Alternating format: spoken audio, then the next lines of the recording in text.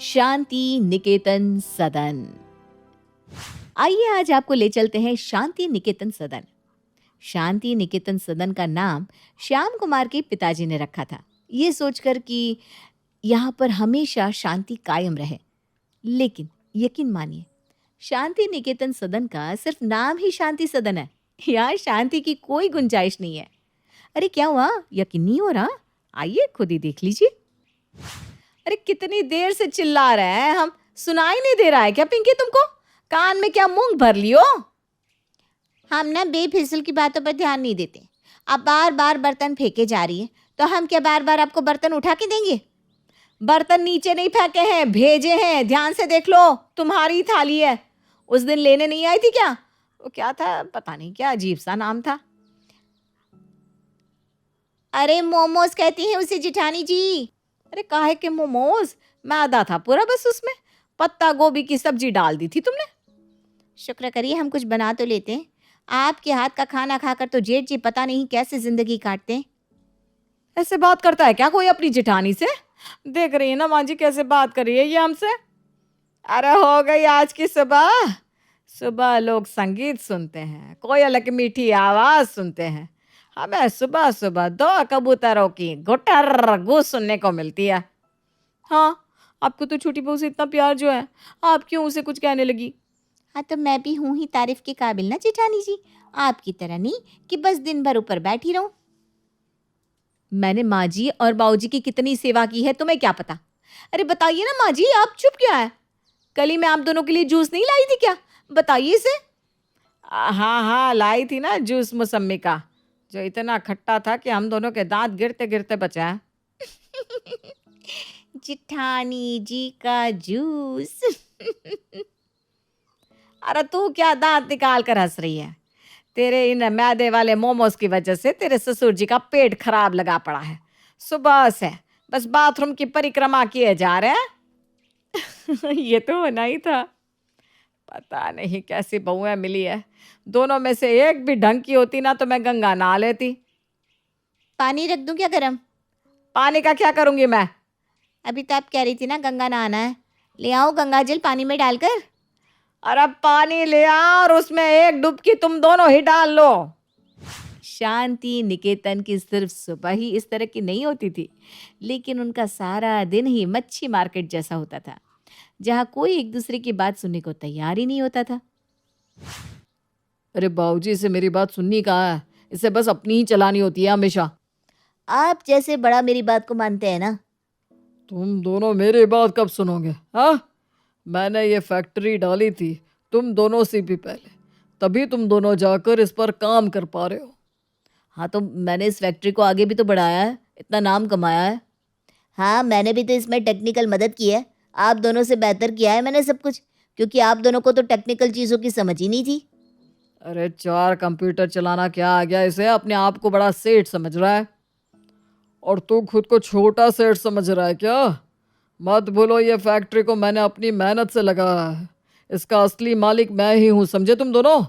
इसलिए कोई भी फैसला तुम दोनों मुझसे पूछे बिना नहीं ले सकते। अरे पिताजी, मैं जो डील लाया हूँ इस फैक्ट्री के लिए वो बहुत फ़ायदेमंद है। आप सुन लीजिए फिर फैसला कीजिए। अरे उस डील में इतना फ़ायदा नहीं है जितना मेरी डील में है, इसलिए आप मेरी वाली पर नज़र डालिए एक बार बाबू जी। अभी तो मेरा मन ही नहीं है कुछ भी सोचने का। तुम दोनों जाओ, सुबह आना। अरे ये क्या बात हुई सुबह आना? आपने उन्हें इतना परेशान जो कर दिया है अपनी बातों से, इसलिए ऐसा कह रहे हैं। हाँ, तुम तो अभी तक जैसे इन्हें भजन सुना रहे थे ना। डील तो मैं ही पक्की करूँगा, चाहे कुछ भी हो जाए।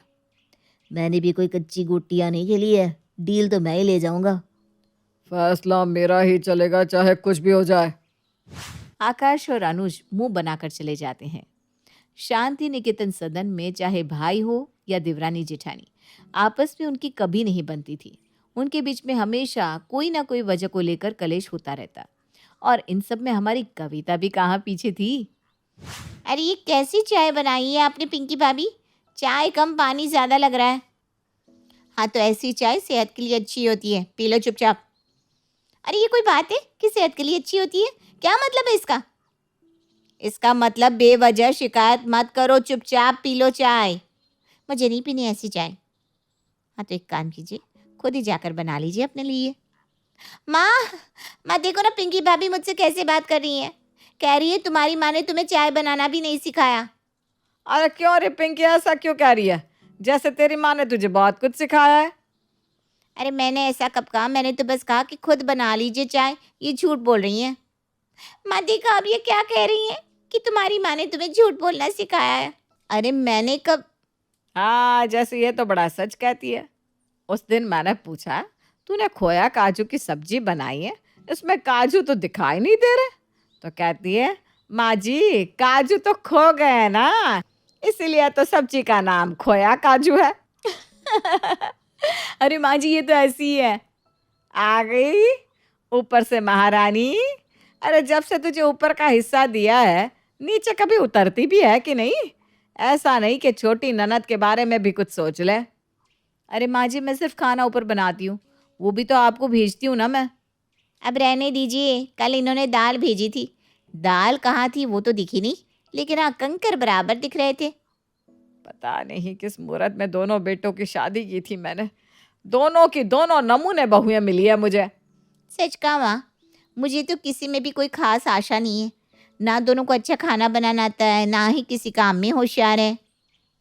जी हाँ, हमारा भी ना आपके बारे में कुछ ऐसा ही ख्याल है ननद जी। अरे एक काम में तो ये हमसे बहुत अच्छी है। अच्छा, कौन से काम में? सोए सोए पलंग तोड़ने में। ऐसी भाभियाँ हो ना तो दुश्मन की किसी ज़रूरत है। तो हमें भी दुश्मन की कमी कहाँ महसूस होने देती हो तुम कविता। हे भगवान, इस घर का कुछ नहीं हो सकता। शांति निकेतन का हर सदस्य एक दूसरे से हर बात में झगड़ता और उलझता रहता था। क्या इनकी नोकझोंक यूं ही चलने वाली थी, या कोई तीसरा अब इनकी कमजोरी का फायदा उठाने को तैयार था? अरे आओ, बैठो बैठो बैठो। चंदन, कैसे हो तुम? अब ठीक है भाई साहब, अब कैसे हैं? बस कट रही है, तुम बताओ। इतने सालों बाद आना हुआ है तुम्हारा, हमारी याद नहीं आ रही थी क्या? अरे भाई साहब, याद तो आपकी बड़ी आती थी, लेकिन हमने सोचा आपको क्या कष्ट देना, इसलिए बस यही सोच के रह जाते थे। अरे तुम हमारे चचेरे भाई हो, कष्ट कैसा? अब इस बार आए हो तो कुछ दिन रह कर ही जाना। जी भाई साहब, जैसा आप कहें।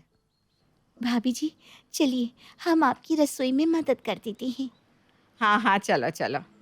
चंदन सिंह और शीला कुछ दिनों के लिए शांति निकेतन सदन में रहने आए थे, लेकिन यहाँ के लोगों की फितरत मेहमानों के सामने भी कहाँ बदलने वाली थी। वो सब तो लगे पड़े थे एक दूसरे से कलेश करने में। अरे बहू, इसमें शायद नमक थोड़ा ज़्यादा लग रहा है। हमने तो पहले ही कहा था माँ जी से, दिव्या भाभी को मत दो खाना बनाने के लिए, कर दिया ना कांड। अरे तो हमने कौन सा कहा था कि हमारे हाथ की दाल खाओ? तुम खुद ही बना लेती, ऐसा था तो। एक काम दिया था तुम दोनों को, वो भी तुम दोनों से ठीक से नहीं होता। हमने तो सब अच्छा ही बनाया है, देख लीजिए। ये भाभी ही गड़बड़ करती रहती है हमेशा। अरे हम कभी गड़बड़ नहीं करते, समझे? ये तो तुम्हारा मुंह ही खराब है, इसलिए नमक ज्यादा लग रहा है आप सबको। वाह वाह, बताइए अब सबका मुंह ही खराब होगा क्या? देख रही हो ना शीला, कैसी बहुएं हैं हमारी, किसी बात की समझ नहीं। कोई मेहमान बैठा है, चार बातें समझदारी की कर ले, लेकिन नहीं। हम तो कह रहे थे कि हम चना दाल बना देते हैं, वो हमसे अच्छी बनती है, लेकिन माँ जी ने कहा नहीं, उड़द की दाल बना दो। अरे चना दाल खाकर तुम्हारे बाबूजी सारी रात पाते रहते हैं और कमरे में गैस की बारिश कर देते हैं। हाँ, वो तो सही कहा आपने। हमें ना ऊपर तक गैस की बदबू आती है। वो तो आपको खुद के कमरे से ही आती होगी, थोड़ी सफाई कर लिया करो। सफाई का ज्ञान ना तुम हमें मत दो, समझी? हमें पता है तुम कितनी सफाई रखती हो।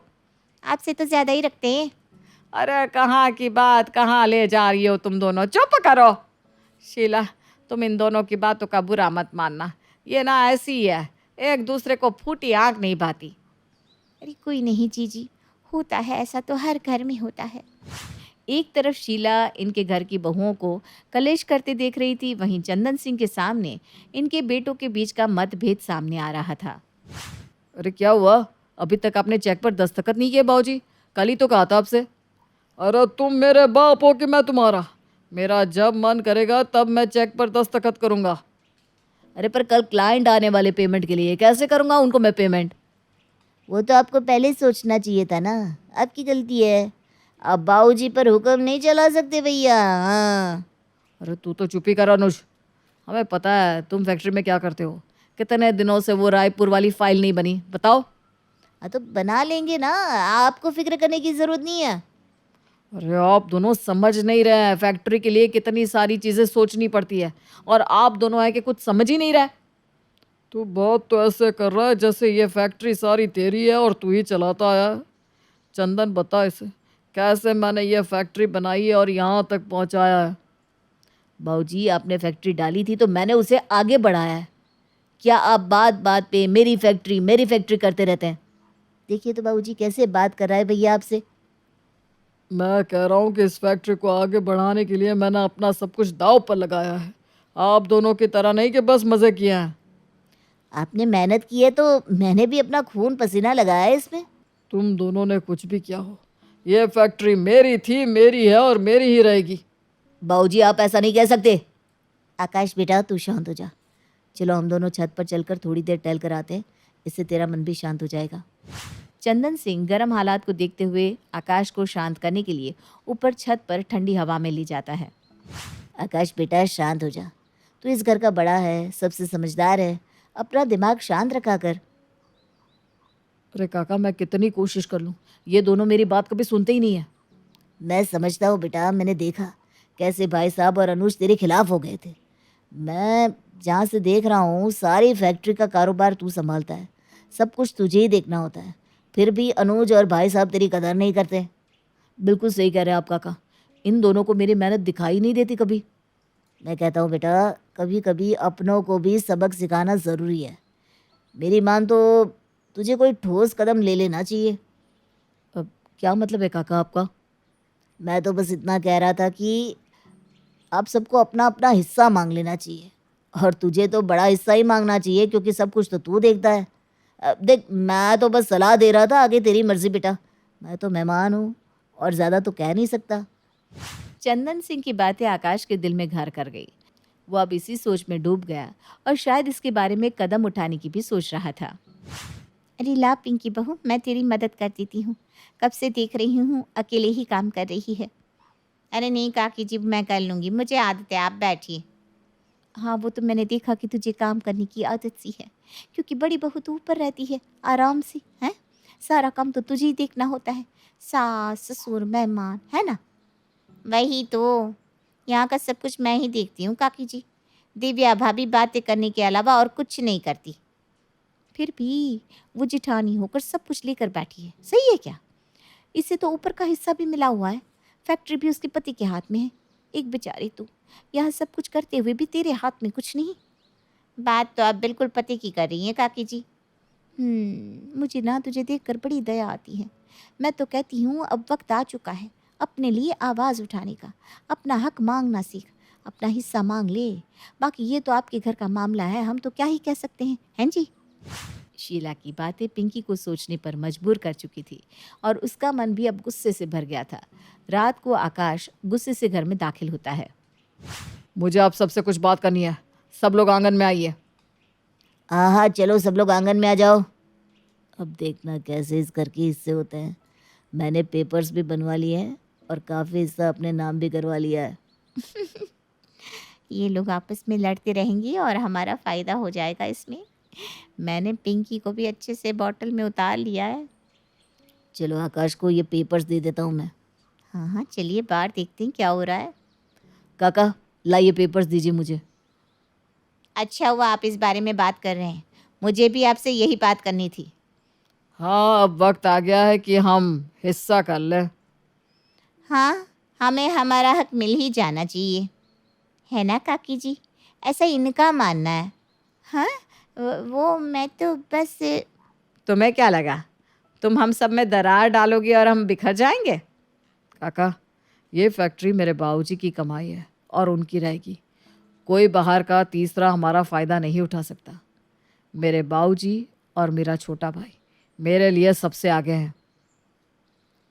इस शांति निकेतन सदन में चाहे कभी शांति ना रहती हो, लेकिन हमारे मन में प्यार की कमी कभी नहीं होती।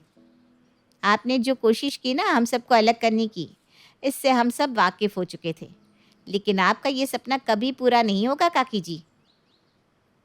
तुम यहाँ आए, हमें बहुत अच्छा लगा। अब शायद तुम्हें भी यहाँ अच्छा नहीं लग रहा होगा, है ना? आइए काका, मैं आपको बाहर तक छोड़ाता हूँ। चंदन और शीला जो करने की सोच रहे थे वैसा तो कुछ भी नहीं हुआ। शांति निकेतन के सदस्य आपस में चाहे कितना भी युद्ध क्यों ना कर ले, लेकिन वो किसी बाहर वाले को अपना फायदा उठाने नहीं देते। यही तो होता है असली परिवार, जहाँ नोक झोंक ही आपके प्यार जताने का तरीका होता है। आप भी आइए ना कभी शांति सदन में।